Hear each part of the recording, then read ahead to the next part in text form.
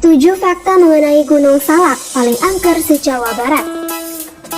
Gunung Salak merupakan gunung yang mencakup dua wilayah, Bogor dan Sukabumi. Kawasan tersebut masuk dalam kewenangan Taman Nasional Gunung Halimun Salak. Gunung Salak memiliki banyak puncak, akan tetapi puncak 1, Puncak Manik, dan puncak 2, Puncak Prabu yang paling sering dikunjungi pendaki. Beberapa fakta mengenai Gunung Salak dirangkum Radar Bogor.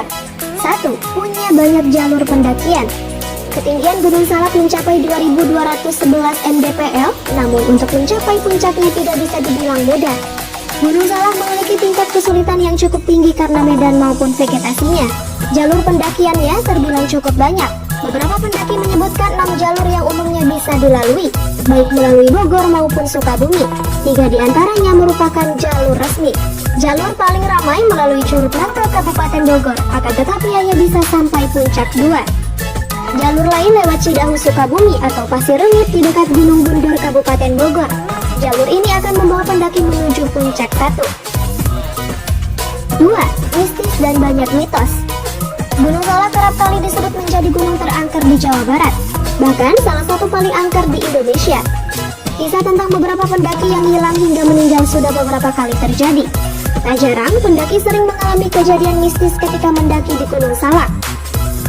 Salah satu mitosnya ada pusat kerajaan gaib di Puncak Manik Gunung Salak.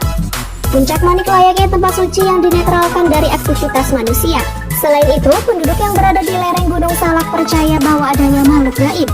Makhluk itu merupakan perwujudan dari raja yang dikenang sepanjang zaman, yakni Sri Baduga Maharaja Prabu Siliwangi. 3. Gunung berapi yang masih aktif. Terdapat sejumlah kawah aktif seperti Kawah Ratu, Cikuluwung Putri, dan Kawah Hirup yang merupakan bagian dari Kawah Ratu. Sejak tahun 1600-an tercatat terjadi beberapa kali letusan. Letusan terakhir terjadi pada tahun 1938 berupa erupsi freatik di Kawah Cikuluwung Putri. Pusat Vulkanologi dan Mitigasi Bencana Geologi melaporkan erupsi terbesar pernah terjadi pada tahun 1699. Erupsi magmatis ini bersifat merusak, tapi catatan korban tidak diketahui. Gunung Salak memiliki banyak jurang curam dan dalam, karena seluruh permukaan Gunung Salak hingga ke puncak tertutup hutan lebat. 4. Jalur maut untuk penerbangan pesawat. Di sekitar kawasan Gunung Salak sering terjadi kabut. Cuaca buruk semacam itu bisa memicu turbulensi sehingga membuat pesawat tidak stabil. Oleh karena itu, Gunung Salak rawan untuk penerbangan pesawat ukuran kecil. Tercatat 9 kali kecelakaan pesawat di kawasan Gunung Salak. Salah satunya insiden pesawat Sukhoi Superjet 100 yang membawa 54 penumpang 2012 silam. Pesawat tersebut menabrak salah satu dinding gunung yang terjal. Dalam dunia penerbangan, kawasan Gunung Salak memang dianggap wilayah maut dan tidak boleh dilalui. Kabut yang sering muncul secara tiba-tiba adalah penyebab utama musibah penerbangan di Gunung Salak. 5. Kawasan konservasi hutan hujan tropis pegunungan terluas. Gunung Salak menjadi kawasan konservasi hutan hujan tropis pegunungan terluas di Pulau Jawa, mencapai luas 113,357 hektar. Taman nasional ini terletak di 3 wilayah kabupaten sekaligus, Lebak, Sukabumi, dan Bogor yang mencakup Provinsi Jawa Barat dan Banten. Taman Nasional Gunung Halimun Salak menghubungkan hutan koridor yang membentang sejauh 11 km dari barat ke timur. Secara administratif, hutan koridor terletak di wilayah Kabupaten Bogor dan Sukabumi. Tak heran, sepanjang kawasan TNGHS kaya akan flora dan fauna. Banyak pula curug yang mengelilingi Gunung Salak yang menjadi destinasi wisata.